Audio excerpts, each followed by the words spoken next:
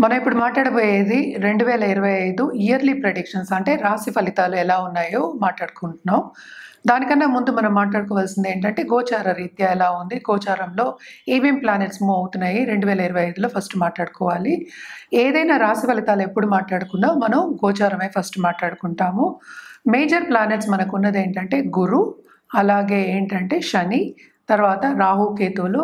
ఈ 4 ప్లానెట్స్ కూడా, ఈ 4 గ్రహాలు కూడా ఈ సంవత్సరం మొదట్లోనే మార్చ్ నుంచి జూన్ లోపలే ఈ 4 ప్లానెట్స్ మూవ్ అవుతున్నాయి అన్నమాట.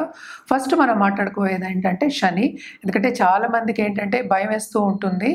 ఏలినాటి శని ఉంది, ఏలినాటి శని ఉందని చాలా భయపడుతూ ఉంటారు. ఎందుకంటే శని అన్నాక ఇబ్బంది పెడతారు కదా.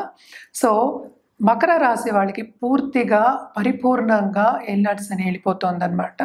అది ఎప్పుడవుతోంది? ఎందుకంటే శని గోచారమేమో మార్చ్ 29th 2025కి అవుతోంది.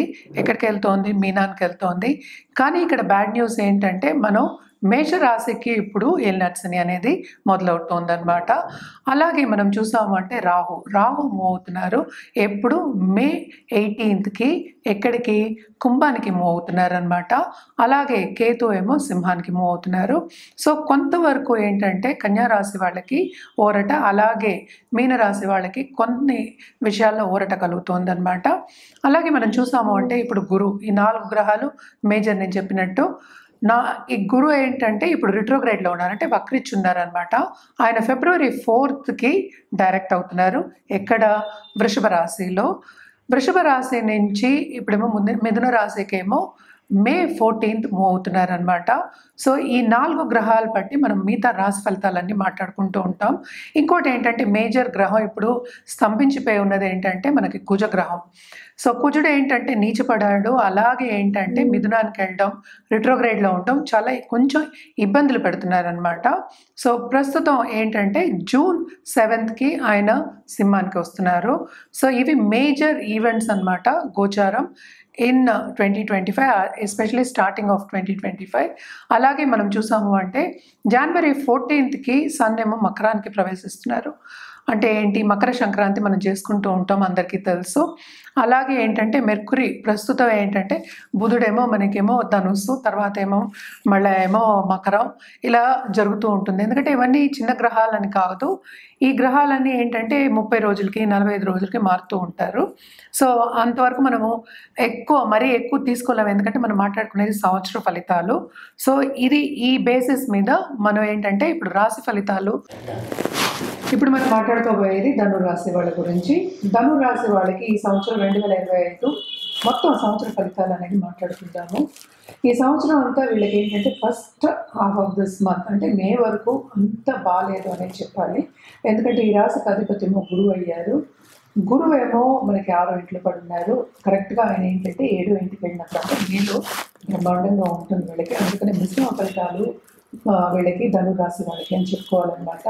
అదొకటి కాకుండా మనం చూసాము అంటే ఇప్పుడు శని 2nd and 3rd లార్డ్ అయ్యాడు. ఆయనేమో 4వ ఇంటికి వెళ్తున్నాడు. సో కంఫర్ట్ లెవెల్ అనేది బ్రహ్మాండంగా ఉంటుంది వీళ్ళకి ఎప్పుడు మార్చ్ తర్వాత. అలాగే రాహు ఇప్పుడు మీనం నుంచి మనకి కుంభానికి వస్తున్నారు. సో తప్పక వీళ్ళకి ఏంటంటే మంచి క్రియేటివ్ ప్రాసెస్, జనరల్గా కూడా వీళ్ళు చూసాము అంటే చాలా నాలెడ్జబుల్ పీపుల్. అలాగే వీళ్ళు ఏంటంటే బాగా చదువుకున్న వాళ్ళు ఉంటారు. చదువు అంటే ఎక్కువ ఇష్టం ఉండేవాళ్ళు ఈ రాశిలో ఉంటారనమాట. మన పెద్ద కన్సల్టెంట్స్ కానీ మత గురువులు కానీ అలాంటి వాళ్ళందరినీ చూస్తూ ఉంటాం. So very very knowledgeable people. వీళ్ళ నాలెడ్జ్ మూలాన్ని ఆపర్చునిటీస్ అనేవి మే తర్వాత బ్రహ్మాండంగా ఉంటుంది వీళ్ళకి. అంటే వీళ్ళు చేసే పని అనుకుందాం, లేకపోతే వాళ్ళు కెరియర్ పాత్ అనుకుందాం, ఈ రెండింటిలో కూడాను second half of this year చాలా బాగుంటుంది. ఫైనాన్షియల్గా కూడా వీళ్ళకి స్టెబిలిటీ అనేది వస్తుంది. కంఫర్ట్ లెవెల్ కొంతవరకు ఇబ్బంది పడిన చిన్న ఇబ్బందులు ఉంటాయి, కానీ పెద్ద ఇబ్బందులు అనేవి ఎక్కువ ఏమీ లేవు. అలాగే ఏంటంటే రాహు 3rd హౌస్ కనుక చాలామందికి సైడ్ బిజినెస్ పెట్టుకోవాలి, లేకపోతే కొత్తగా బిజినెస్ ఇంట్లోంచి స్టార్ట్ చేయాలి, లేకపోతే పార్ట్నర్షిప్ బిజినెస్ స్టార్ట్ చేయాలి అనే ఒక ఆలోచన అనేది ఇస్తుంది. తప్పక వాళ్ళు అనుకున్నది సాధిస్తారు. బిజినెస్లో కూడా లాభాలు పొందే ఒక సంవత్సరం కింద చేసుకోవచ్చు అనమాట. ఈ ఇయర్ అంతా వీళ్ళకి year of opportunities and principles. అంటే ఏంటి? గోల్ సాధించడానికి, గోల్ ఓరియంటెడ్గా ఒక ప్రిన్సిపల్ పెట్టుకోవడానికి, దాన్ని దాని దిశగా నడవడానికి ఒక సంవత్సరం వీళ్ళకి. అలాగే ఏంటంటే ఏదనుకుంటే అది సాధిస్తారు. తప్పక ఎన్ని అడ్డంగాలు వచ్చినా ముందుకెళ్తారు. అంటే చురుగ్గా ముందుకెళ్ళే ఒక తరుణం వీళ్ళకి ఈ సంవత్సరం అంతాను. తప్పక సాధిస్తారనే చెప్పాలి. 7th ఎప్పుడు గురువు వస్తారో, ఈ రాశిని ఎప్పుడు గురువు చూస్తారో తప్పక ఈ రాశి వాళ్ళకి చాలా బాగుంటుంది. దేంట్లో బాగుంటుంది? ఒకటేంటంటే వాళ్ళకి తప్పక మానిటరీ వాల్యూ అంటే సంపద అనేది పెరిగే ఛాన్సెస్ ఎక్కువ ఉన్నాయి. ఆపర్చునిటీస్, బిజినెస్ ఆపర్చునిటీస్ ఎక్కువ వస్తాయి. అలాగే ఉన్నత వ్యక్తులతో కలయిక ఉంటుంది. అలాగే ఏంటంటే ఖరీదైన వస్తువులు మీరు తప్పక ఇంటి నిర్మాణం కానీ గోల్డ్ కొనుక్కోవడం కానీ చేస్తారు. ఏంటంటే ఏదైనా ఇన్వెస్ట్మెంటే. సో ఇన్వెస్ట్మెంట్ చేసే ఒక తరుణం అని చెప్పచ్చు. అందుకనే ప్రిన్సిపల్ అన్నాను. అండ్ ఆల్సో వీళ్ళందరూ చాలా స్ట్రైట్ ఫార్వర్డ్ పీపుల్ కనుక తప్పక ఏంటంటే ఒక ప్లానింగ్తోనే ముందుకెళ్ళే ఒక ఇయర్ కింద మనం తీసుకోవాలి. గవర్నమెంట్ రంగంలో ఉన్న వాళ్ళకి కానీ లేకపోతే పొలిటికల్గా కనెక్టెడ్ ఉన్న వాళ్ళకి కానీ తప్పక మంచి ఉన్నత వ్యక్తులతో సత్సంబంధాలు ఏర్పడతాయి. అలాగే ఏంటంటే వీళ్ళు తప్పక సముద్రపు స్నానం చేసే ఒక యోగం అని చెప్పచ్చు. వీళ్ళు తప్పక శివాలయాలు కానీ లేకపోతే ఎక్కువ శక్తి పీఠాలు కానీ దర్శించుకునే ఒక సంవత్సరం కింద తీసుకోవచ్చు. అంటే ట్రావెలింగ్ అనేది తప్పక ఉంటుంది. ధార్మిక క్షేత్రాలు దర్శించుకునే ఛాన్సెస్ ఎక్కువ కనిపిస్తున్నాయి. దాని మీద ఖర్చు పెట్టే రిలీజియస్ యాక్టివిటీ మీద ఖర్చు పెట్టే ఛాన్సెస్ ఎక్కువ కనిపిస్తున్నాయి. అలాగే ఏంటంటే నాలెడ్జ్ గెయినింగ్ అంటే ఏంటంటే చదువుకోవడం ఎక్కువ, ఏంటంటే సబ్జెక్ట్స్ అంటే రిలీజియస్ సబ్జెక్ట్స్ చదువుకోవడం అనేది కూడా వీళ్ళకి ఎక్కువ అవుతుంది.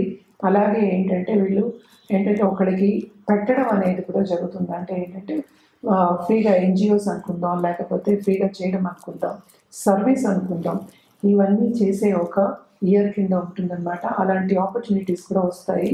అండ్ ఆల్సో వీళ్ళకి తప్పక ఏంటంటే పై వాళ్ళ అంటే వాళ్ళ కంట్లో పడడం కానీ లేకపోతే వాళ్ళ రికగ్నిషన్ తెచ్చుకోవడం కానీ ఉంటుంది కనుక వీళ్ళకి అలాగ వెళ్తూ ఉంటుంది. తప్పక కెరియర్ పాత్ ఉంటుంది. రెండు ఉన్నాయి ఎప్పుడు second half of this year అన్నమాట. సో ఆ ఇయర్ అంతా వీళ్ళకి చక్కగా గడుస్తుంది. Especially second half of this year కొన్ని ఇబ్బందులు ఉన్నప్పటికీ, 4th శని ఉన్నప్పటికీ ఏంటంటే హెల్త్ అనేది కొంచెం పెద్దవాళ్ళ ఇంట్లో ఉన్న పెద్దవాళ్ళ హెల్త్ మీద ఖర్చు పెట్టడం అనేది జరుగుతుంది. వాళ్ళ హెల్త్ కొంచెం సెన్సిటివ్ అయ్యే ఛాన్సెస్ ఉన్నాయి. పిల్లల విషయంలో కూడా ఎవరైనా చాలా ఏళ్ళ నుంచి పిల్లలు కావాలి అని బాధపడే వాళ్ళు ఉన్నా కూడాను వాళ్ళకి ఈ ఇయర్లో మీకు రిజల్ట్ దొరకపోవచ్చు. కానీ ఏంటంటే కొంతవరకు పాజిటివిటీ అనేది కనిపిస్తుంది. అంటే ఏంటంటే కొంచెం ముందుకెళ్ళే ఒక సూచన కనిపిస్తోంది. కానీ ఇవన్నీ ఏంటి ఇండికేషన్సే కనుక తప్పక వీళ్ళకి ఈ సంవత్సరం అంతా ఎస్పెషల్లీ స్టూడెంట్స్కి కూడా పై చదువులు చదివే వాళ్ళకి కూడా చాలా బాగుంటుందని అంచనా వేయాలి. ఎందుకంటే second half of this year బ్రహ్మాండంగా ఉంది. అండ్ ఆల్సో మనం చూసామంటే మిగతా గ్రహాలు కూడా ఉన్నాయి కనుక మనకి 9th మనకి కేతు ఉన్నాడు కనుక సడన్గా డబ్బు వచ్చే సూచనలు కనిపిస్తున్నాయి. అంటే ఎవరో ఎప్పుడో ఇవ్వవలసిన డబ్బు లేకపోతే మీరు ఇచ్చిన డబ్బే తిరిగి రావడము వడ్డీతో పాటు ఇలాంటివన్నీ వచ్చే ఛాన్సెస్ ఎక్కువ కనిపిస్తున్నాయి. సో తప్పక ఈ ఇయర్ అంతా బాగుంటుంది వీళ్ళకి అనాలన్నమాట. రెమెడియల్ మెజర్స్ కింద తప్పక వీళ్ళు గురు కాళ్ళు పట్టుకోవాలి. ఎవరైనా గురువే. శక్తిని కూడా మనం గురువు అంటే తల్లిని మనం మొదటి గురువు కింద తీసుకుంటాం కనుక తప్పక శక్తిని కూడా పూజించవచ్చు. శక్తిని ఎందుకు చెప్తున్నాను అంటే మరి శని కూడా 4th హౌస్లో ఉన్నారు కనుక తప్పక దుర్గాదేవికి పూజ చేయడం చాలా చాలా మంచిదన్నమాట. నిత్యం పూజ చేసుకోండి. అలాగే ఏంటంటే రాహుకేతువులు 3rd హౌస్లో ఉన్నారు కనుక తోబుట్టువులకి కొంత ఇబ్బందులు వస్తాయి కనుక సత్సంబంధాలు కొంచెం ప్రాబ్లం ఇవ్వచ్చు కనుక అంటే విభేదాలు వచ్చే ఛాన్సెస్ ఉన్నాయి కనుక తప్పక రాహుకేతు పూజలు చేసుకోవడం అనేది మంచిదన్నమాట. ఇవన్నీ చేసుకుని అలాగే ఏంటంటే మిశ్రమ ఫలితాలు చెప్పాను. At the same time second half of this year చాలా బాగుంటుంది ధనుర రాశి వాళ్ళకి చెప్పాము. తప్పక ఈ రెమెడియల్ మెజర్స్ చేసుకున్నప్పటికీ ఇంకా వీళ్ళకి చాలా బాగుంటుంది. సంపద వచ్చే ఛాన్సెస్ మాత్రం చాలా ఉన్నాయన్నమాట. ఆపర్చునిటీస్ వచ్చేప్పటికీ మనం తీసుకునే ఒక ఇది రావాలి కదా, మెంటల్ యాప్టిట్యూడ్ కానీ ఫిజికల్గా కూడా కావాలి కనుక తప్పక ఈ రెమెడియల్ మెజర్స్ చేసుకుంటే ఇంకా బాగుంటుంది.